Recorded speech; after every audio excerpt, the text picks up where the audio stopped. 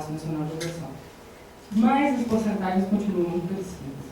Por isso que eu mantive, eu tenho capacidade de construir um quadrinho desse, então eu aproveitei esse aí. Para mostrar, principalmente, assim, uma que tem muito mais casal, isso é adoção nacional, muito mais casal na fila, mais de 30 mil, do que criança disponível para adoção. O que leva a gente a pensar assim, que todas as crianças não estão adotadas, então.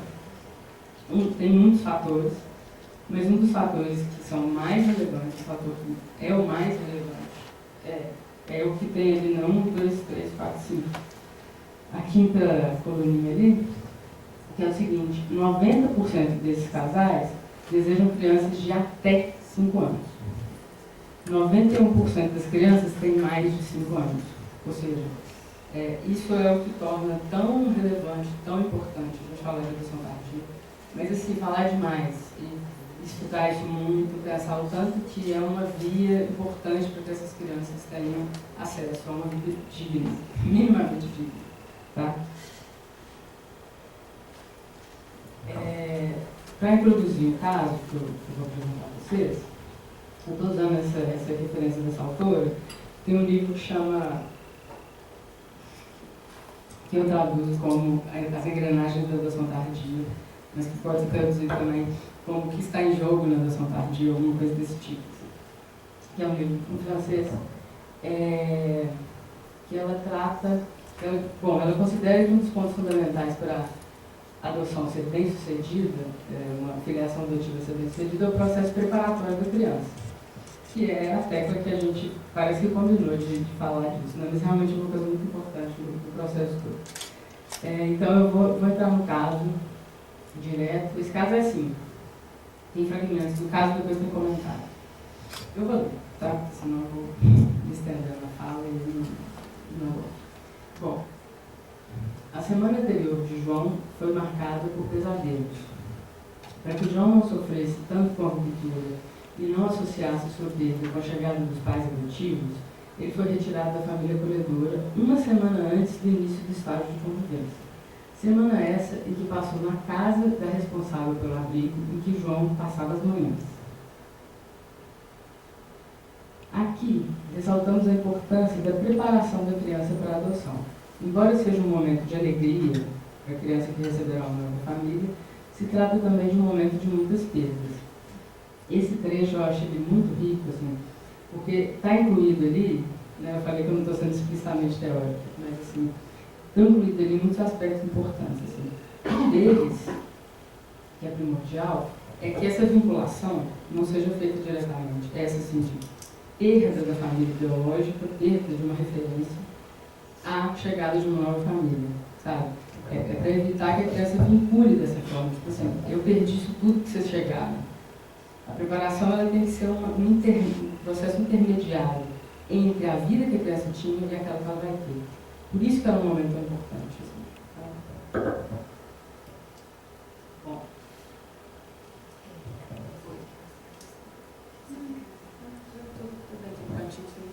Não consegui.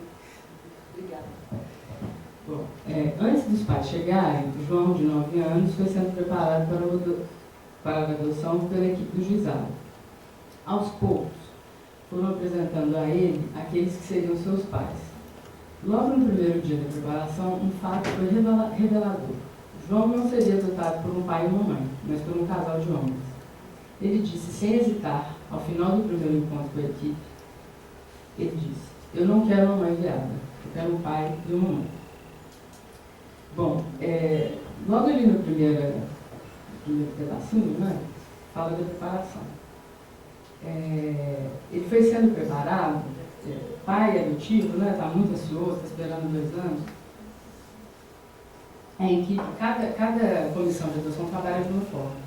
Essa comissão, a vaga aqui, que é formada pelo psicólogo da assistência social, ela prepara o Joãozinho, assim, o casal muito alegre, que ficou sabendo que ia adotar o filho e tal. Eles mandaram muito presente, muita coisa, muita foto, tudo muito, muito.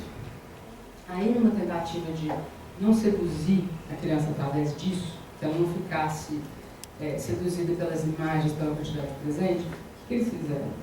Elas decidiram tirar 2 fotos dos pais, em que aparecia só o rosto deles, e começar por aí, começar apresentando a face dos pais. Eu acho fundamental, assim. Achei espetacular essa ideia, né, de tentar não seduzir, para que a criança, ao final da preparação, pudesse dizer o que ela queria daquilo. Porque um ponto fundamental da adoção tardia, como a criança tem 9 anos de idade, a voz dela é ouvida. Se ela disser que não quer, não tem adoção. Ela já tem esse poder de decisão. Obrigada.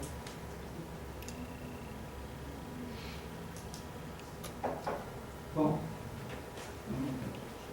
no segundo encontro com a equipe de preparação, João já chega dizendo que não mudou de ideia, que gostaria mesmo de ter um pai e uma mãe, mas aceita seguir conhecendo mais sobre os possíveis pais.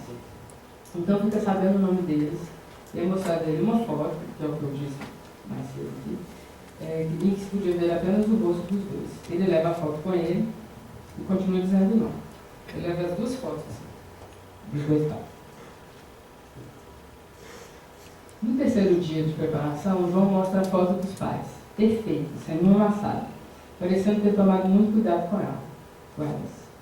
E começa a fazer perguntas de como seria a vida dele no país para onde iria, como seria a comida lá, se ele poderia aprender a nadar. Aí você já percebe assim, que esse não dele começa a vacilar, né? Que é uma pessoa que está dizendo não, eu não quero ir, ela começa a perguntar, mas como que é lá? O que eles fazem? Como que é essa coisa de França? Como que a gente chega lá? A gente vai de avião? Como que é avião? E começar a se interessar. E eu, particularmente, acompanhei o processo de preparação. Achei muito curioso, assim, o cuidado que ele teve com essas fotos. Ele levou isso na mão, não tinha uma pasta, não tinha uma coisa. E voltar com elas, com as 2 intactas, assim, eu achei, assim, esse não aí já estava virando sim. No 4º dia de preparação, esses dias eles foram durante semanas, tá? Foi tipo assim, terça, quinta, aí na outra semana, terça, quinta, eles foram dias corridos. Né? No 4º dia da preparação de João, a equipe diz que os pais enviaram uma carta que ele gostaria de ler. Ele disse que quer ler sozinho. Na carta, os pais se apresentavam, contavam o que gostavam de fazer, diziam que gostariam de saber mais a respeito dele e, no final, disseram que se João quisesse, e apenas se quisesse, seria o filho deles. João ficou muito feliz com a carta, que leu várias vezes. Ficou nitidamente satisfeito com a parte que os pais levavam em conta a vontade dele, ou seja, o fato de João poder dizer sim ou não. Ao final do 4º dia de preparação, João disse sim, que queria ser filho daqueles 2. Todo mundo ficou bem emocionado. Vocês imaginam. No breve relato que eu li, a gente pode constatar que a importância da preparação da criança e da criação de um espaço intermediário entre o abrigo e a família adotiva. Eu espero que vocês tenham podido perceber alguma coisa dessa preparação assim, tão cuidadosa que é fundamental para o sucesso da adoção. É um ponto fundamental. Assim, se alguma coisa é mal feita ali, isso vai refletir no resto todo. Assim, é um momento muito... tem uma característica da adoção internacional que tudo acontece muito rápido. A adoção nacional, como as pessoas estão mais perto, se eu falar bobagem, você me corrige, eu estou aqui com a advogada, a Carol, ela trabalha comigo. Ela que cuida, eu não falo bobagem da parte do direito. Bom, na internacional tudo acontece muito rápido. Você saber que aquela criança vai ser atribuída para a família, até a família chegar, às vezes são 2 meses, 1 mês. É corrido. Então a preparação ela é rápida, mas ela é muito intensa. Isso que a gente estava falando, essas palavras, tipo estágio de convivência, por exemplo, que são 30 dias, mas são 30 dias, 24 horas por dia, o tempo inteiro. Não é 30 dias igual né? Você tem sua filha, você tem sua irmã, você deixa lá um pouco, mesmo vai para a escola. Não, são 24 horas por dia, juntinho, numa cidade que você não conhece nada, tendo que inventar coisa para fazer. É muito intenso, é muito intenso. Bom, então, durante a preparação, a criança pode ir se despedindo daquilo que até ali foi sua vida e pode se preparar, se imaginar, se projetar na vida nova que virá a ter. Pode decidir se aceita, ainda mais no caso de crianças grandes, aquela família que está disposta a oferecer uma nova vida. A preparação é um período necessário para que a criança possa ter acesso aos pais reais que estão por vir e confrontar esses pais com os pais da sua imaginação, com os pais que a criança gostaria de ter e com os pais que ela teve pais. Né? Podem não ter sido muito bons, podem ter passado dificuldades que levaram eles a, por problemas diversos, né? A gente mora num país muito pobre, que dá muito pouca assistência para essas famílias. E é muito cruel, assim, se a gente for considerar que uma coisa que socialmente a gente faz muito, que a culpa é da mãe que abandonou. Tem que lembrar que essas mães foram abandonadas pelos seus maridos, pelo Estado, são anos, décadas e séculos de uma trajetória de abandono dessas famílias. Então, não é uma mulher que abandona. Né?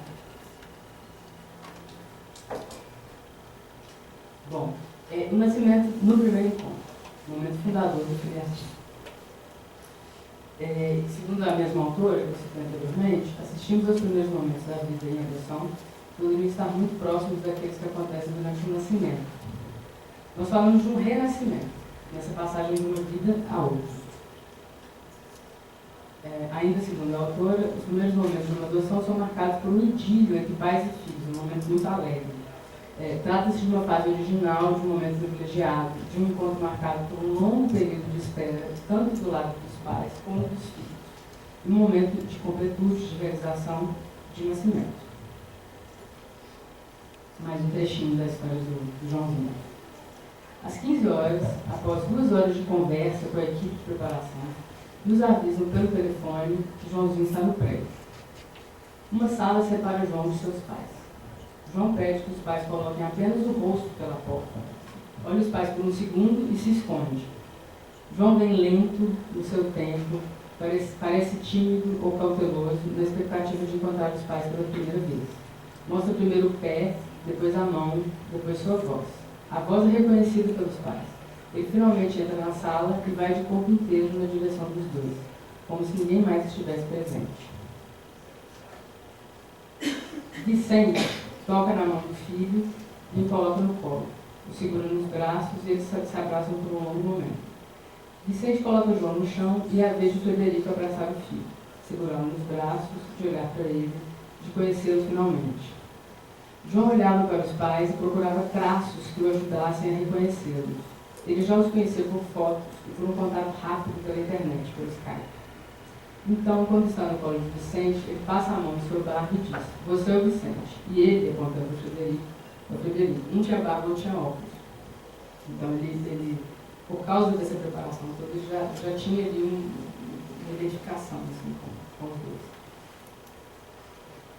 Eu gosto muito dessa cena, porque isso eu não ouvi dizer nunca. Assim, né? E, para mim, teve uma coincidência na época, que assim, eu passei por isso, por essa situação, querendo mesmo ficar o mais invisível possível que eu pudesse, que era uma sala repleta de gente. E é muito curioso como que num dado momento parecia que tinham só os 3 lá dentro mesmo, assim, tamanho, a potência desse encontro. E eu fiquei assim, com a sensação, igual, não sei se vocês assistiram a parto, assim, aquela coisa de você ficar ali numa salinha e ver alguma coisa acontecendo que não sabe o que é.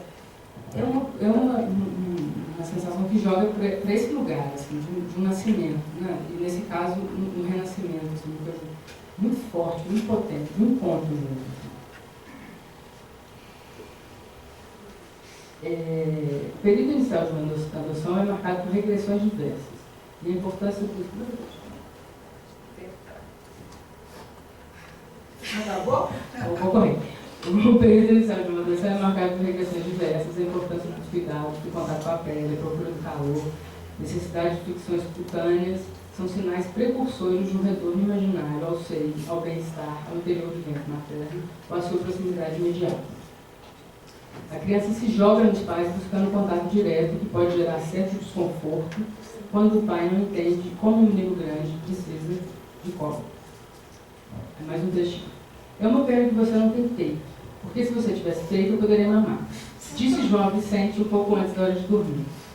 Então Vicente disse que não seja por isso. Ele vai até a geladeira, pega um pouco de leite, esquenta no copo e volta para a sala. Na sala ele deita João em seu colo e lhe dá leite como se seu filho de 9 anos de idade fosse um bebezinho de colo. João toma o leite, agradece e ri. Ri como quem sabe que aquilo não é bem o esperado para um menino daquele tamanho. Ri como quem descobre que será alimentado por seu pai, mesmo que esse não tenha peito. Então João vai para o seu quarto dormir, onde Frederico o espera para contar uma história. Aqui um pedacinho sobre o direito às origens. Então, aqui fala um pouco da forma como ele chegou. Ele tinha muito poucas coisas, assim, uma linha com algumas roupas, umas figurinhas, figurinhas de adesivo, umas coisinhas assim. Eu vou passar um pouquinho disso. No momento em que está em seu novo ambiente, a criança conta a história do seu passado, sobre o que se passou nas adoções, despertando dúvidas sobre a veracidade desses fatos. Se a família tem capacidade para gerir esses conflitos, as lembranças continuam presentes. No sinal de que o que está em jogo é o passado da criança e sua necessidade de conservar lembranças boas de um passado do qual se distancia cada dia mais. Esse pedacinho assim, era para falar um pouco do pouquinho de coisa que ele tinha, de material, mas que, por exemplo, assim, nesse pouquinho de coisa tinha cartinha de todos os colegas dele de sala que mandaram para ele. Da importância que tem, né, desses pais que vão receber essa criança, que já tem uma história de muita tristeza, mas uma história também de encontros. Ele está vivo, está feliz, está capaz de estabelecer uma relação de afeto. Então, assim, é muito importante ter um respeito muito grande, por isso que a criança já está. Né? Então, ele tem isso tudo até hoje. Ele não mexe muito não, mas ele tem essas coisas até hoje. Já está no final, tá? João foi adotado aos 9 anos de idade. Uma das primeiras coisas que disse aos pais foi que não tinha medo de nada. Se passaram 3 anos e ele está bem. Fala fluentemente o francês, perde seu português gradativamente e agora ele tem 12 anos. Às vezes fica um pouco preguiçoso para estudar, anda de patins com destreza, está em acompanhamento psicológico, pois os pesadelos voltaram e às vezes se sente muito triste. Na escola o chamaram de macaco e isso mexeu muito com ele. No contrário do que vocês podem pensar, até hoje ele não sofreu nenhum tipo de preconceito assim, muito evidente a respeito do fato dos pais dele serem 2 homens. Mas com a acordo da ele já sofreu bastante. E agora, com a ajuda de uma psicóloga, ele está aprendendo a nomear os seus medos. Aqui eu vou parar com um desenho que ele fez no final do período de convivência dele. Aqui. E dizer que, voltando àquela pergunta inicial, né? Aquela constatação dele de se na França toda criança bem tratada, assim, me parece que ele entrou numa camada social em que as crianças são bem tratadas. Só que ele conheceu isso só na França, ele não conheceu isso aqui no Brasil, igual a gente conhece. Então a pergunta dele tem muito a ver com isso. Quando a gente pensar nessas crianças que são adotadas tardiamente, a gente tem que pensar nessa faixa invisibilizada de gente que existe no nosso país e não tem a menor oportunidade. Que de repente, quando chega em outro país, fala assim, existe cuidado, carinho, amor, educação, psicóloga, essa coisa toda que a gente que trabalha com isso, né, Ministério? Queria muito que toda criança tivesse acesso. A gente fica louca de saber que tem criança disponível, que elas não estão já numa família. Com isso eu encerro, né? Meu tempo estourou. Obrigada.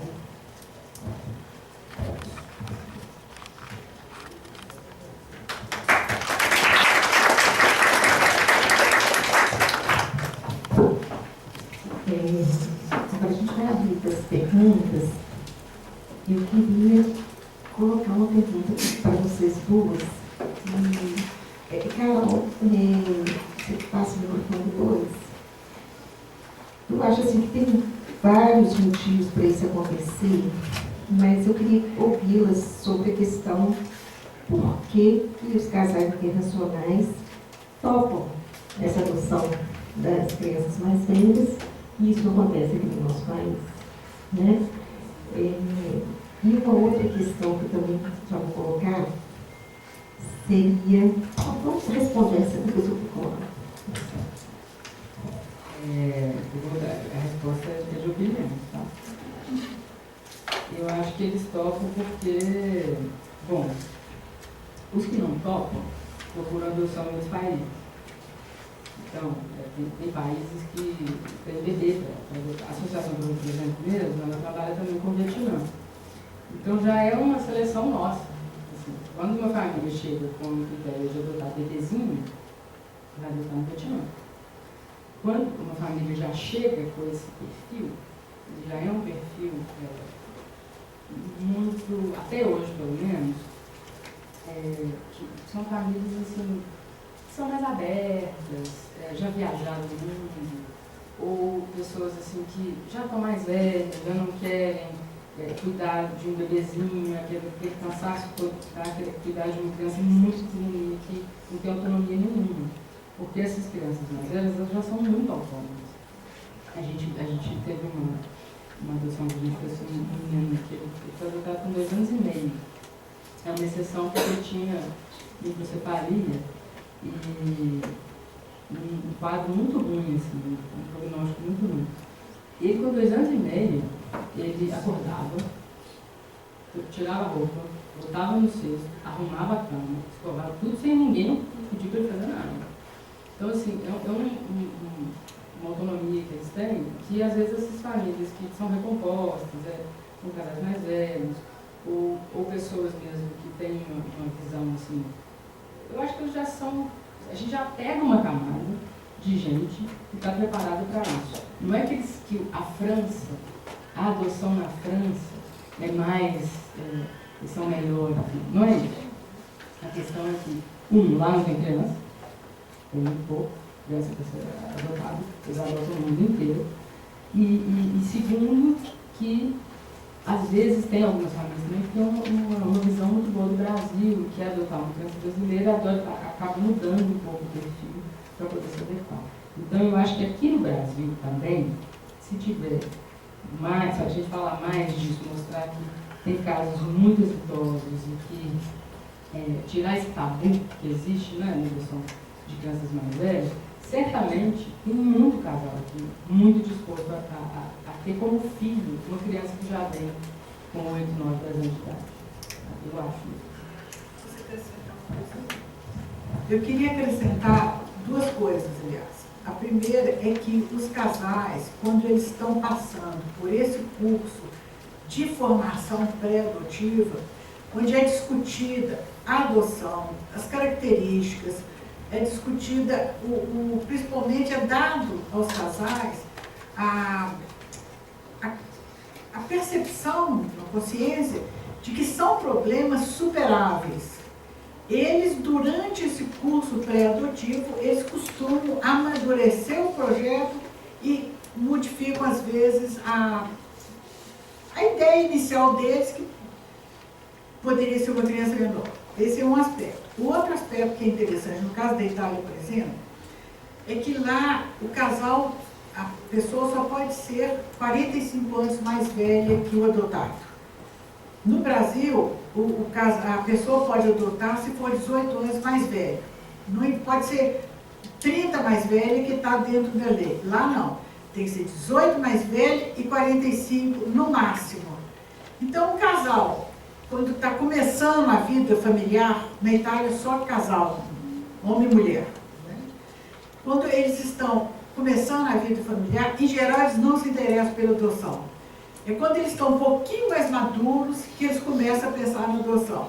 E tem, por exemplo, um casal que o mais velho tem 47 anos ou 50 anos, que é normal, tem que adotar uma criança de 5. Quem adota uma de 5 com um pouco de preparação, adota uma de 6, uma de 7, uma de 8, porque tem esse amadurecimento todo. Eu endosso tudo que ela disse e acrescento também que tem essa circunstância e tem essa preparação que modifica a intenção do casal. E se o casal, como nós conversamos antes, se o casal insiste na adoção de uma criança pequena, eu brinco muito, vai para o Mali, porque no Mali as crianças são adotáveis só até 5 anos. Então, é uma coisa, eu não sei explicar porquê, Então, eles vão para o Mali e adotam crianças pequenininhas. Mais ou menos. Então, o mito de que os casais estrangeiros são melhores do que os nossos acaba de cair, né?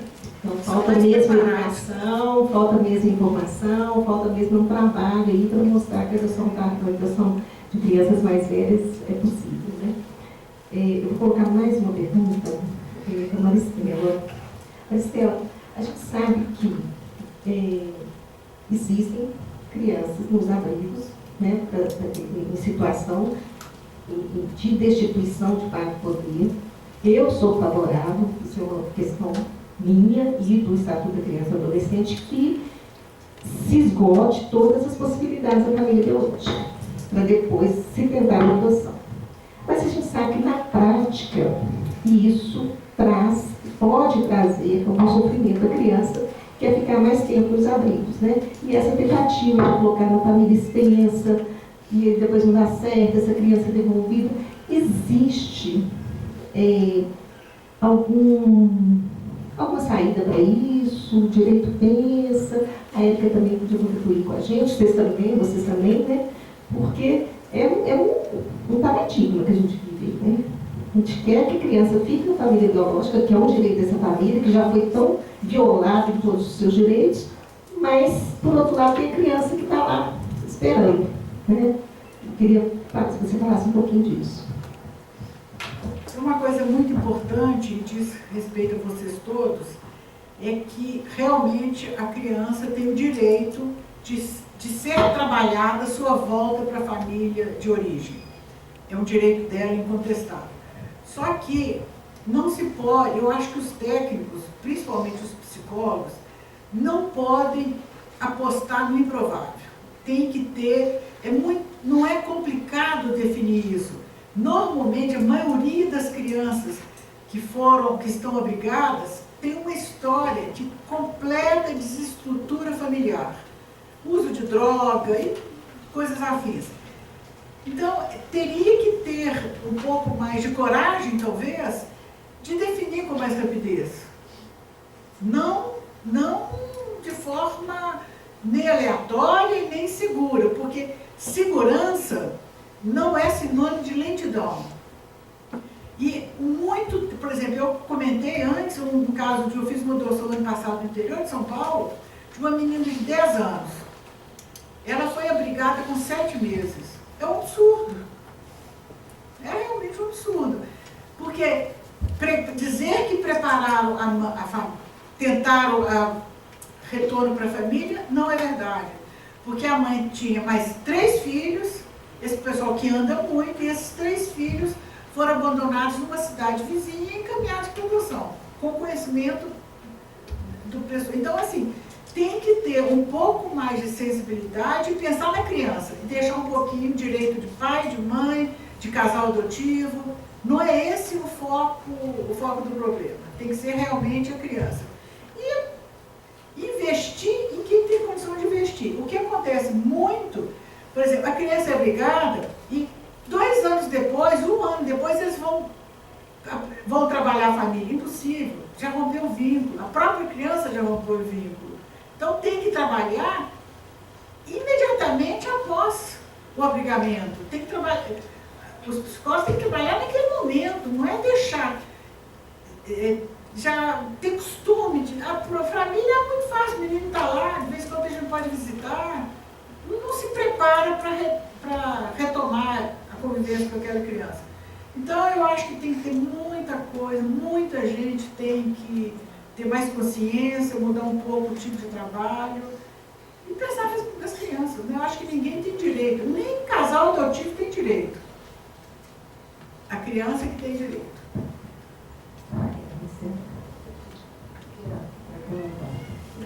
Eu lembrar que a adoção internacional ela só ocorre em caráter de exceção. Completamente a favor. Nesse caso, eu ajo em causa contrária. Eu sou do trabalho da adoção internacional, mas eu gostaria muito que isso fosse necessário. Assim, eu queria muito. Não sei. Porque lá. Ideal que todas as famílias né? Cuidado, vai ser ótimo. Mas o que eu quero dizer é assim, eu acho que muitas coisas em jogo, uma delas, eu vou mudar um pouco, acho que vai ter que lá, é que a gente vive num país em que a gente não pode falar as coisas abertamente. A gente não pode falar para uma mãe que está numa situação ultra precária, que, quem sabe, seria melhor ela pensar nessa gravidez, ou seria melhor, não pode falar, nem falar do assunto. Não estou dizendo de induzir, obrigar, nada disso.